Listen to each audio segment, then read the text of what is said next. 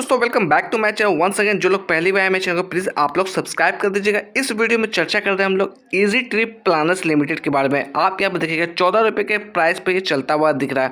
इसके अंदर बोनस देखने को मिला, उसके बाद लगातार ये शेयर कहीं ना कहीं टूटता हुआ जा रहा है। यहाँ पर हम लोग डिस्कस करेंगे, रिटेलर्स ऑलरेडी इसके अंदर ट्रैप हो चुके हैं बहुत बुरी तरीके से। अगर मैं चर्चा करूँ यहाँ पर स्कोर कार्ड के लिए तो परफॉर्मेंस यहाँ पर देखिएगा, यहाँ पर लो नजर आता हुआ दिख रहा है।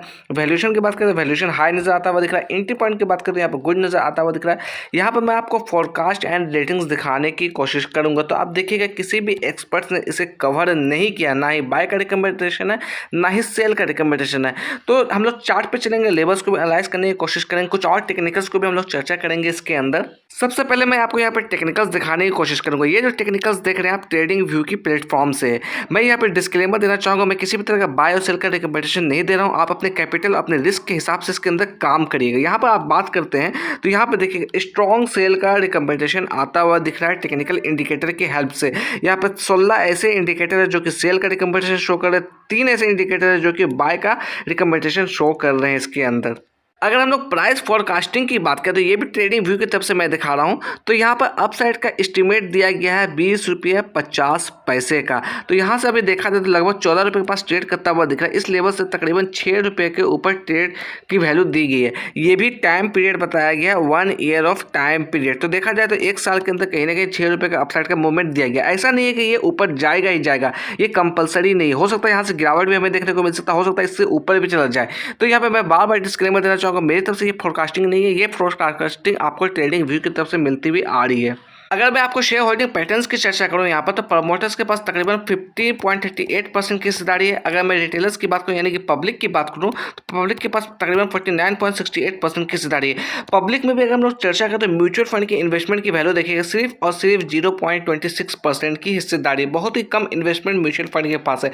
अगर बड़े कंपनियों की हिस्सेदारी की बात करें तो इंश्योरेंस कंपनी के पास तकरीबन 2.72% है। उसमें भी आप देखिएगा तो life insurance corporation of India के पास तकरीबन 2.36% की हिस्सेदारी है।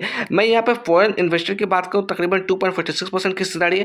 मैं आपके यहाँ पर ध्यान खींचना चाहूँगा रिटेल इन्वेस्टर की, तो आप देखिएगा तकरीबन 33.78%, ऑलमोस्ट 34% की हिस्सेदारी है छोटे निवेशक की। छोटे निवेशक वैसे निवेशक जिनकी इन्वेस्टमेंट वैल्यू 2 लाख से कम की है। तो आप समझ सकते हैं अगर नंबर्स में हम लोग बात करें तो यहाँ पर आपको नंबर्स नजर आता हुआ दिख रहा है। तकरीबन 10,32,589 शेयर होल्डर हैं इसके अंदर, तो बहुत बड़ी क्वांटिटी कहीं ना कहीं रिटेलर्स के पास है। तो ऑलरेडी यहाँ पे छोटे निवेशक ट्रैप होते हुए क्लियरली आपको दिख रहे होंगे। तो आप सोच समझ के काम करिएगा। अगर आपकी भी उसके अंदर होल्डिंग पड़ी हुई है तो आपको जल्दबाजी में डिसीजन नहीं लेना है। किसी भी तरह की फ्रेश बाय के लिए आपको फिलहाल के लिए भी बचना होगा आपको। 1 डे के टाइम पे मैंने यहाँ पे चार्ट लगा रखा। सबसे पहले अगर हम लोग डाउन साइड में लेवल्स की बात करें, जो सपोर्ट लेवल्स निकलता हुआ आ रहा है वो इसके लिए 12 रुपये का सपोर्ट लेवल्स, ये एक अच्छा सपोर्ट लेवल्स यहाँ पर हो सकता है। अगर इस लेवल्स को तोड़ता है तो ये स्टॉक्स कहीं ना कहीं 10 के नीचे भी ट्रेड करता हुआ दिख सकता है। तो फ्रेश बाय मेरे ख्याल से आपको यहाँ पर नहीं करना चाहिए। अगर मैं बात करूँ एवरेज आउट के लिए भी, तो एवरेज आउट के लिए भी थोड़ा बचना चाहिए, क्योंकि इसके क्वार्टर्स के नतीजे अभी नहीं आए। क्वार्टर्स के नतीजे तक आप हो सके तो वेट कर लीजिए। मे बी अगर क्वार्टर्स के नतीजे बुरे आते हैं तो कहीं ना कहीं इसके अंदर और गिरावट हमें देखने को मिल सकती है। साथ ही साथ मैं बात करूंगा जिस तरह की मार्केट की सिचुएशन बनी हुई है, कहीं ना कहीं अमेरिकन मार्केट में गिरावट देखने को मिली है, तो कहीं ना कहीं इसके अंदर भी गिरावट हमें देखने को मिल सकती है। इसलिए थोड़ा सा वेट कर लीजिए, अपने कैपिटल को बचा के काम करिए, अपने कैपिटल को लगा के इसमें लॉस में काम नहीं करना, सोच समझ के काम करिए। क्योंकि मैं बात करूं तो काफ़ी ऊपर से ये स्टॉक्स गिरता हुआ आ रहा है, ऐसा नहीं कि गिरता हुआ नहीं आ रहा है। अगर मैं बात करूँ इसके अंदर तो इसमें कहीं ना कहीं बोनस देकर भी और रिटेलर्स को ट्रैप किया गया है।